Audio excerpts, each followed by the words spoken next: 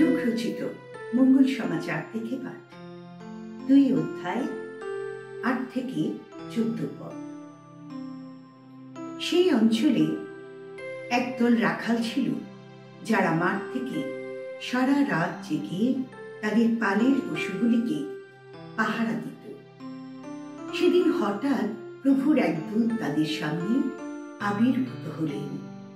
প্রভুর মহিমা তখন তাদের ঘিরে উজ্জ্বল দীপ্তি ছড়াতে লাগল।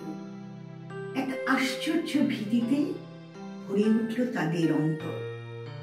কিন্তু স্বর্গদূত তাদের বললেন, ভয় পেও না, আমি এক মহা আনন্দের সংবাদ তোমাদের জানাতে এসেছি। এই আনন্দ জাতির সমস্ত মানুষের জন্যই সঞ্চিত হয়ে আছে। আজ দাউদ নগরীতে তোমাদের ত্রাণকর্তা জন্মেছেন, তিনি সেই স্বয়ং খ্রিস্ট। এই চিহ্নে তোমরা তাকে চিনতে পারবে। দেখতে পাবে কাপড়ে জড়ানো জাপ পাত্রে শোয়ানো এক শিশুকে। তখন হঠাৎ সে দূতের পাশে দেখা দিল স্বর্গের এক বিরাট দূতবাহিনী।